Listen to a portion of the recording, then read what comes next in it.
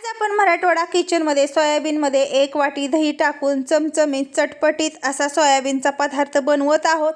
आता हा कोणता पदार्थ बनवलेला आहे ते जर तुम्हाला पाहायचं असेल तर व्हिडिओ तुम्ही शेवटपर्यंत पहा। सुरुवातीला इथे मी 1 बाउल सोयाबीन घेतलं आणि 1-2 पाण्याने स्वच्छ असं धुवून घेतलेलं आहे आणि नंतर त्यामधलं पाणी काढून इथं आपल्याला थोडंसं यामध्ये कोमट पाणी टाकून घ्यायचं आहे। कोमट पाणी टाकल्यामुळे आपलं हवं तसं सोयाबीन भिजलं जातं, अगदी मऊसूद असं बनतं आणि एक 10 मिनिट तुम्हाला आता हे भिजून घ्यायचं आहे। हे आपण भिजून घेत आहोत तोपर्यंत आपल्याला वाटणाची तयारी करायची आहे। इथं जे वाटण बनवून घेणार आहोत त्यासाठी इथं बघा मी सगळं साहित्य तुम्हाला दाखवलेलं आहे। आपण कांदा घेतलेला आहे चिरून मोठ्या मोठ्या पीसेसमध्ये, इथं खोबऱ्याचे काप घेतलेले आहेत, 10-12 लसणाच्या पाकळ्या घेतलेल्या आहेत, काड्यासहितच कोथिंबीर घेतलेली आहे, एक 4-5 आल्याचे तुकडे घेतलेले आहेत आणि 2 टोमॅटो इथं आपण जाडसर अशी चिरून घेतलेले आहेत।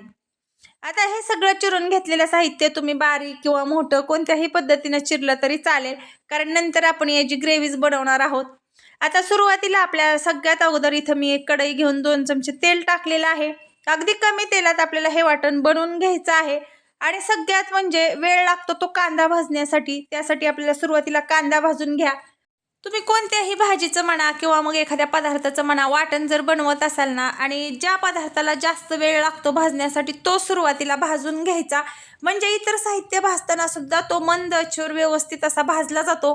इथं बघा हवा तसा आपण कांदा भाजून घेतलेला आहे।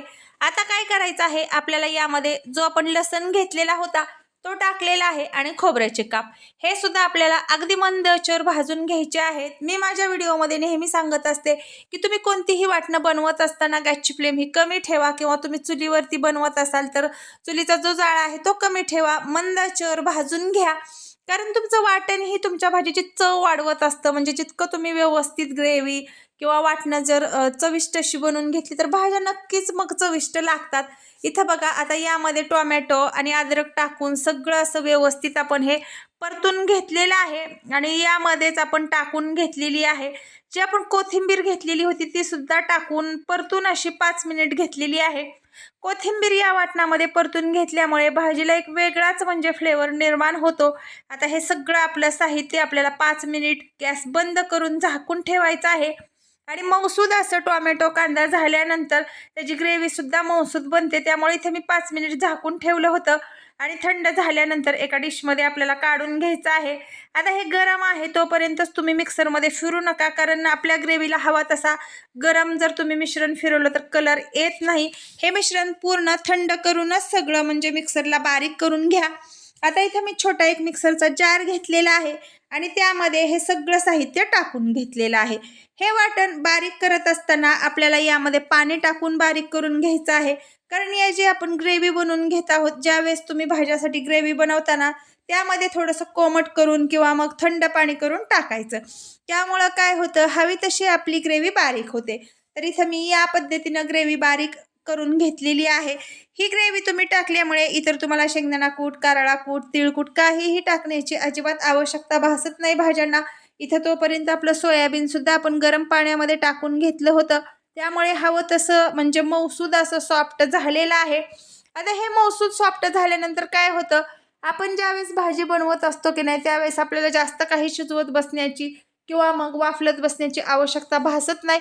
तुम्ही हे पूर्वतयारी म्हणून अगोदर सुद्धा म्हणजे 1-2 ते 3 तास भाजी बनवताना सॉफ्ट करून घेऊ शकताय।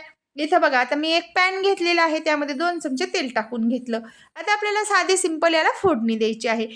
जे वाटण बनवून घेतलेलं होतं ते तेलामध्ये टाकून घेतलं।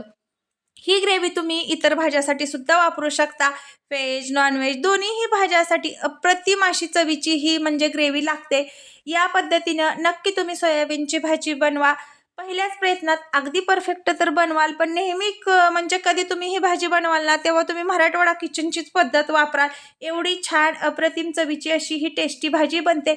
यासाठी ना कुठला जास्तीचा आटास किंवा जास्तीचे मसाले टाकण्याची काहीही गरज भासत नाही।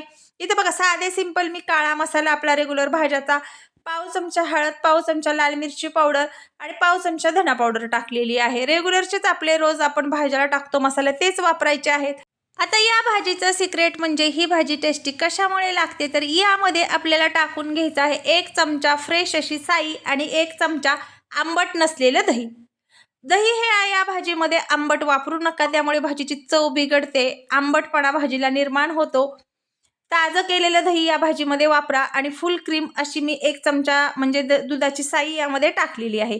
आता सगळं हे परतून घेतल्यानंतर लगेच इथं बघा जे भिजून घेतलेलं सोयाबीन होतं ते सुद्धा मी यामध्ये टाकलेलं आहे आणि 5 मिनिट म्हणजे अगदी मंद आचेवर व्यवस्थित असं परतून घेतलं.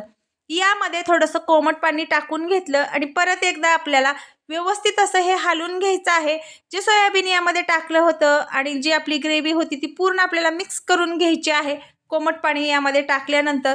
आणि याला आपण आता चवीनुसार मीठ टाकून घेणार आहोत. मीठ टाकल्यानंतर इथे बघा यामध्ये 1 2 ते 3 मी म्हणजे मधून कट करून घेतलेल्या हिरव्या मिरच्या टाकलेल्या आहेत.